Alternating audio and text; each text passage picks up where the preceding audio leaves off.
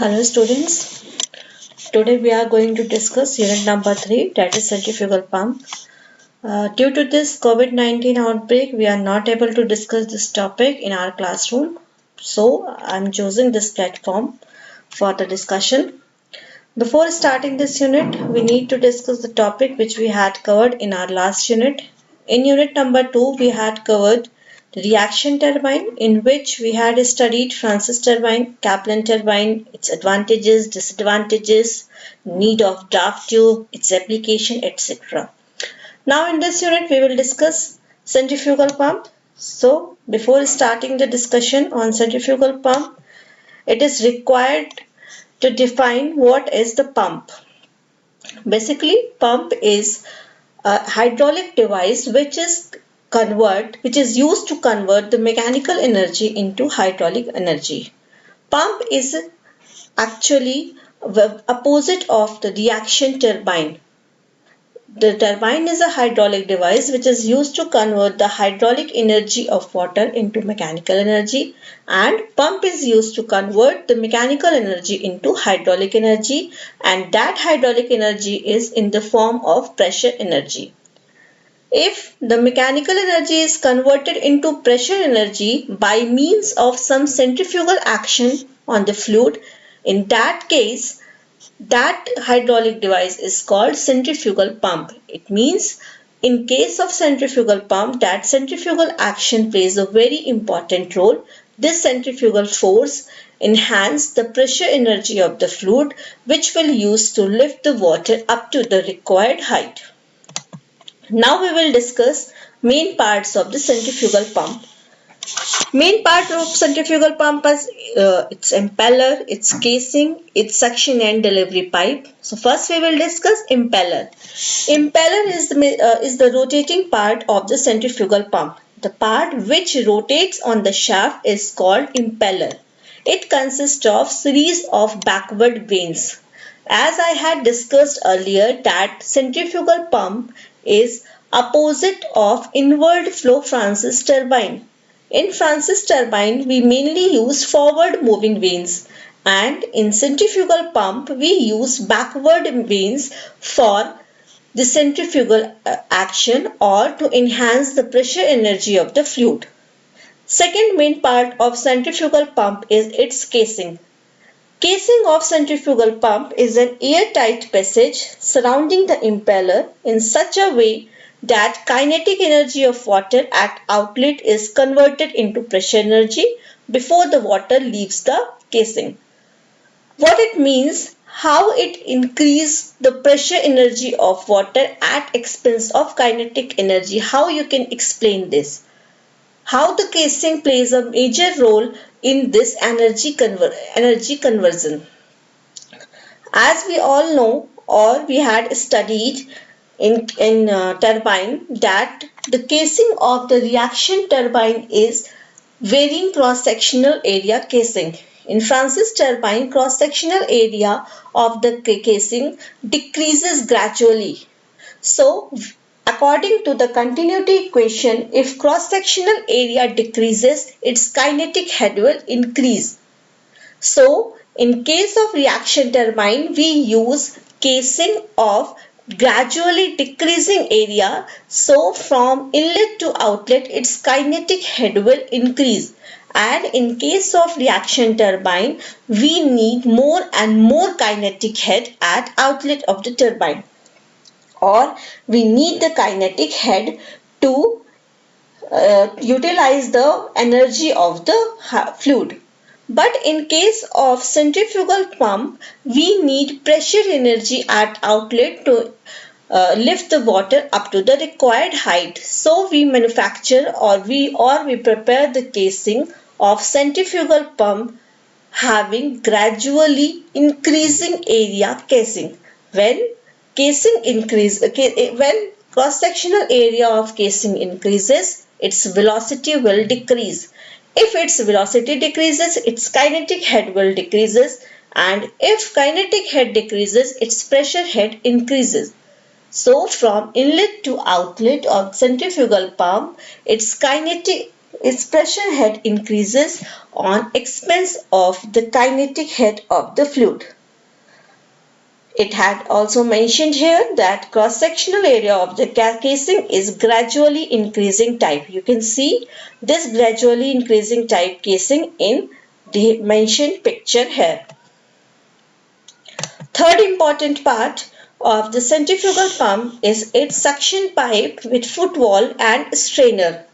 A suction pipe is a vertical pipe whose one end is connected to the inlet of the pump and other end dips into the water. The pipe is connected with a one-way type valve which open in upward direction only. A strainer is also connected with the lower end of the pipe which is used as a filter. Last main part of the centrifugal pump is delivery pipe. A delivery pipe is a vertical pipe whose one end is connected to the outlet of the pump and other end delivers the water at a required height. This is the line diagram of the centrifugal pump in which you can see the suction pipe, delivery pipe, its delivery valve, impeller and gradually increasing area casing. You can see in this diagram that the vertical height from center line of the pump till the ground level is hs, which is called its suction head, and the vertical height from center line of the pump till the height at which we need to lift the water is called its delivery head, which is mentioned by hd. And the summation of this hs and hd is called static head. So we can define a static head in this way, that the summation of suction head and delivery head is called static head of the centrifugal pump. Now we will discuss types of casing in centrifugal pump. In centrifugal pump there are mainly three types of casings are used. First is its volute casing, second one is vortex casing, and third is casing with guide vanes. Volute casing is a normal casing which is a spiral type in which area of flow increases gradually. The increase in area of flow decreases the velocity, which I had mentioned earlier. The increase in area of flow decreases the velocity of flow, which increases the pressure energy of the fluid.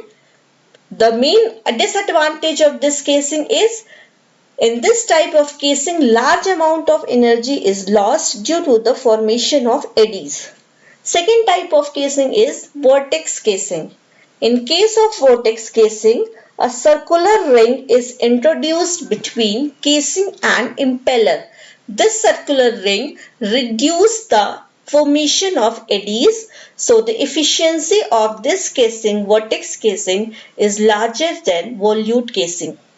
Third casing is casing with guide vanes. In this type of casing, impeller is surrounded by a series of guide vanes mounted on a ring which is called diffuser.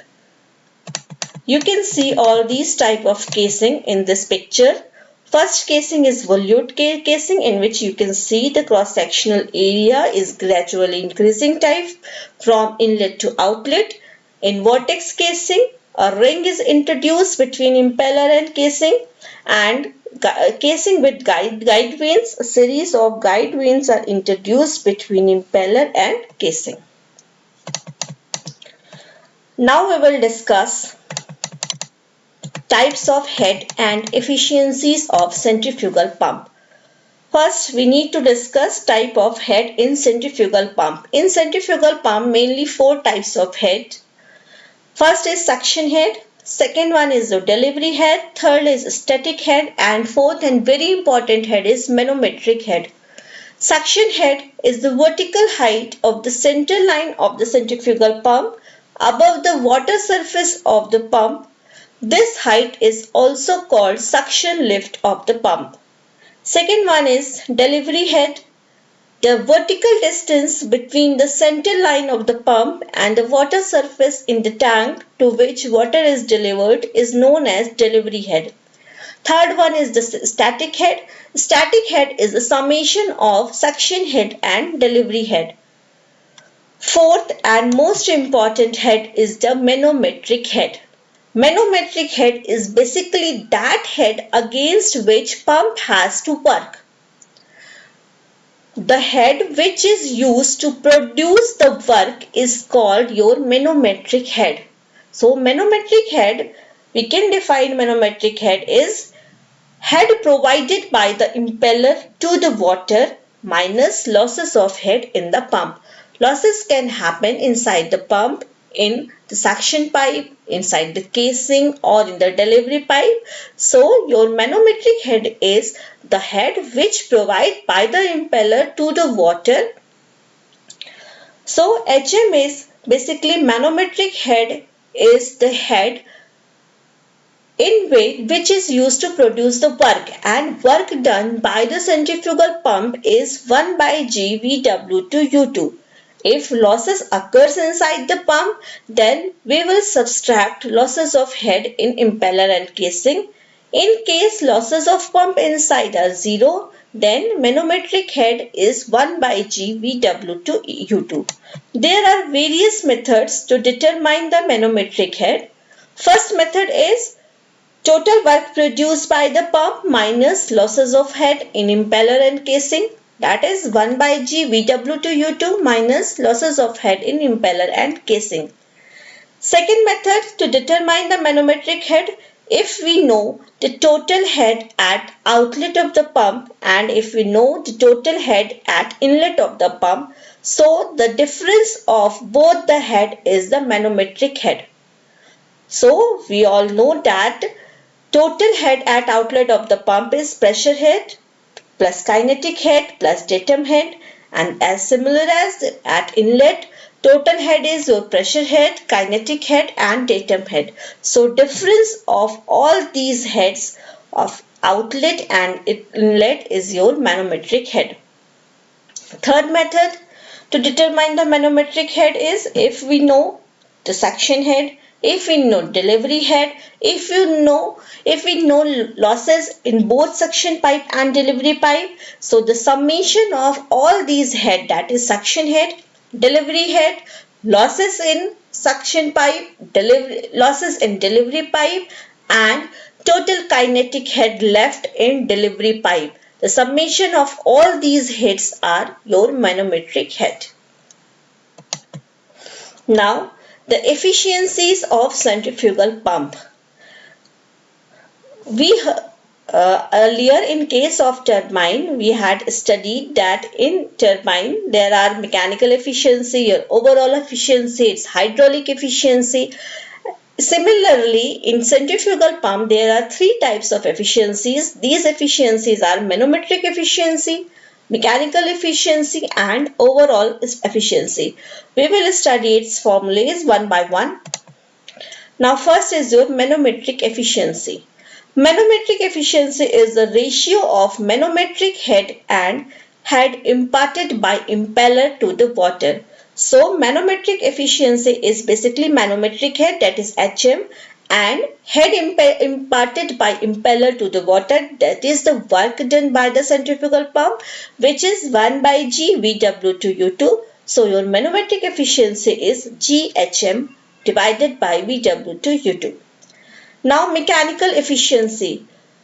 We know that mechanical efficiency is the output which we get at impeller and input which is the power provided by the shaft. So mechanical efficiency is the impeller power upon shaft power.